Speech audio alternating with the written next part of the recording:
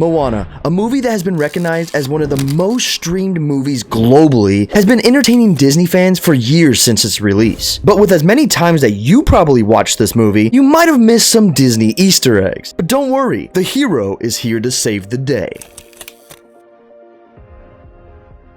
Hello guys, my name is The Hero, and today we are going to dive into everything that you could have missed in Moana. So grab your popcorn and let's dive into it. So to begin with, we know that almost every Disney film out there has connections to classic Disney films throughout its movie. Well, Moana wasn't a movie that was going to end that streak. Towards the beginning of the movie, when Moana is walking around her island, she passes by a lot of her islanders doing work. Well, in one particular shot, you can actually catch her fellow islanders cleaning out some carpets, and one looks very familiar. That's right, this carpet could be magical, as it looks very similar to Aladdin's that he uses in his film. All I know is that as many times as this magic carpet has been spotted in other Disney films, when am I gonna get a chance to ride it? Now, that wasn't the only callback to Aladdin that Moana liked to include, because during the scene when they enter the realm of monsters, and they come up against Tamatoa, when Maui lands on his back, you can actually see all of the treasure he has collected over the years. And if you look very close and pause the scene, you can actually catch the genie's lamp from Aladdin. Now, this one kind of has me worried, because what do you guys think that Tamatoa would wish for if he was able to rub the lamp? Let's be honest, one of the classic movies that we could have foreshadowed would be The Little Mermaid herself. Now, we didn't get Ariel, but we did get Flounder. During the You're Welcome song, when Maui's busting out his rhymes, you can actually catch Flounder swimming by in a scene during an animation. But Flounder wasn't the only one that would appear in this film, as so would a Sebastian reference at the end of the film. There's actually a scene where Tamatoa references Sebastian. He actually says,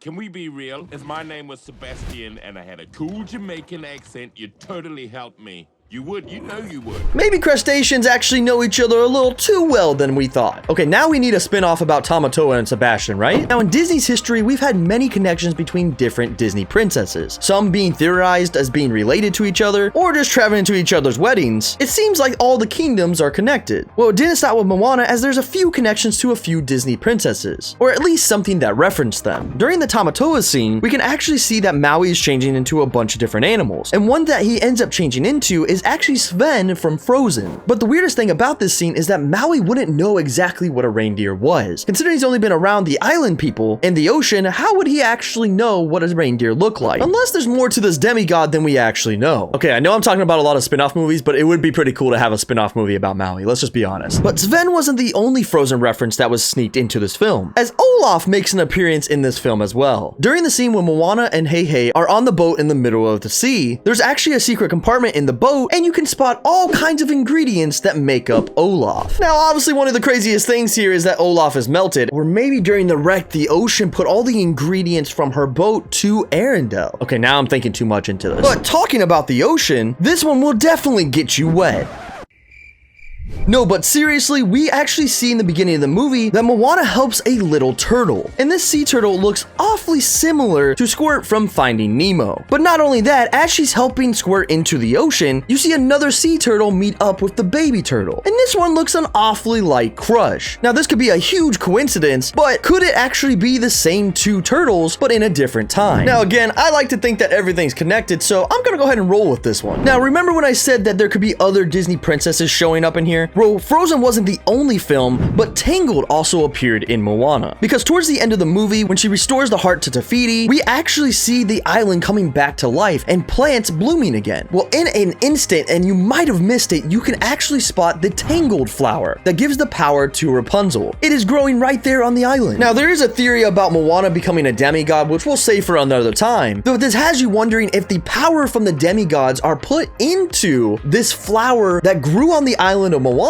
and because of this, had power to give to Rapunzel. That's for another video. Now, talking about powers, one of the coolest Disney Easter eggs that appears in Moana is actually the coconut people paying homage to a famous robot. That's right, during the scene when Moana is fighting the coconut people, we actually see one of them wearing a mask that looks exactly like Baymax. Now, I don't diss this little coconut person because let's be honest, Baymax is one of the coolest Disney characters of all time. And who wouldn't want to represent a crime-fighting robot during one of the biggest battles of your life? life. But unfortunately, they do end up losing. And talking about losing, one person that is used to losing is Wreck-It Ralph, who surprisingly shows up in Moana as well. During the credits, we can see a bunch of different artwork popping up as the credits roll. Well, one of the tapestries that was made by the islanders that pop up in this artwork is actually of Wreck-It Ralph, which doesn't really fit what's going on in the movie. Now, because the first film was already released before Moana, it could just be a reference to the second one that was coming out 2 years after Moana. But either way, I thought it was kind of neat. Now, talking about neat is the hairstyle of Zootopia's own Flash, who actually also appears in Moana. During a particular scene, you can actually catch Zootopia's own Flash as an islander. If you pause this scene, you can actually see the nails on this character look awfully similar to the nails from Flash. Now, he seems to be a little bit more quicker than he was in Zootopia, but he was there. Now, you know who's always there? Your conscience. And that actually brings me to my next point with Mini Maui that appears on Maui and gives kind of direction to the demigod. But one thing you might have missed is that this is actually an Easter egg reference, according to the directors of Moana, to Jiminy Cricket. It was heavily inspired to create Mini Maui to be very similar in a conscious state of mind for Maui. And let's be honest, who won't want their own Jiminy Cricket on their shoulder? Now, these were just a few references and Easter eggs that popped up in Moana, because it seems the more that you watch a film, the more that you can uncover about it.